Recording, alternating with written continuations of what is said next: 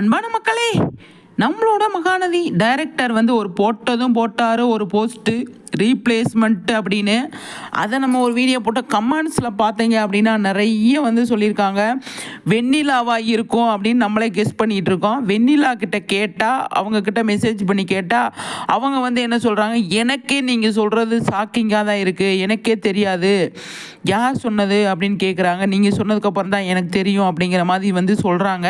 ஆனால் யாராக இருக்குங்க, நம்ம டைரக்டர் போஸ்ட் போட்டிருக்காரு அப்படின்னா யாராக இருக்கும்? பெரிய அதாவது விஜய் காவேரி 2 பேர், இவங்க பேர் வந்து பயங்கரமாக ஹிட் ஆகிருக்கு. இவங்க 2 பேர்லேருந்து யாராவது ஒருத்தரா அப்படின்னா அதுக்கு சான்ஸே கிடையாது. மக்களே கொந்தளிச்சிருவாங்க.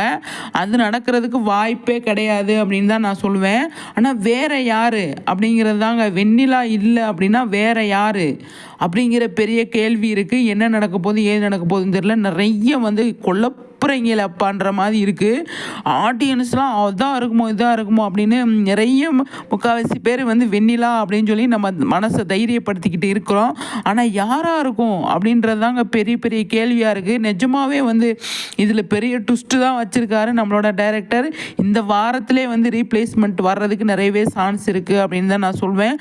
ஆனால் வெண்ணிலா, அதாவது என்ன சொல்கிறது, விஜயோட அம்மான்ற கேரக்டரில் வந்து யாரை நடிக்கிறாங்க அப்படிங்கிற மாதிரி வந்து சொல்லியிருக்காங்க.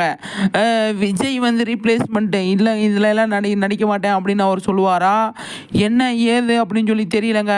பயங்கர குழப்பமாக இருக்குது. என்ன சொல்ல வரேன்னே ஒன்றும் புரியலை. ஆனால் எப்படியோ ரீப்ளேஸ்மெண்ட் இருக்குது, யாருக்கு பதிலாக அப்படின்றது தான். இப்போ விஜய் கேரக்டர் பண்ணுற நம்ம விஜய்க்கு வந்து அம்மா வராங்க அப்படிங்கிற மாதிரி நமக்கு வந்து சொல்லியிருந்தாங்க. அவங்க ஷூட்டிங் போகிறேன் அப்படிங்கிற மாதிரி வந்து நமக்கு நியூஸ் வந்தது. அந்த சீன்ஸ்லாம் என்னால் நடிக்க முடியாது, கொஞ்ச நாள் கழிச்சு கூட வரேன் அப்படின்ட்டு குட்டி பையன் விஜயா வந்து வர்றதுக்கு நிறையவே சான்ஸ் இருக்குது அப்படின்னு நம்ம வந்து கெஸ் பண்ணியிருந்தோம். அந்த மாதிரி வந்தால் கூட பரவாயில்ல, ரீப்ளேஸ்மெண்ட் அப்படின்னு புது பையன் அப்படின்னு மறுபடியும் விஜயை வர்றதுக்கு நிறையவே சான்ஸ் இருக்கும் இல்லையா? ஆனால் வேறு யார் புதுசாக வந்தால் பயங்கரமாக இருக்குங்க, கஷ்டமாக இருக்கும்.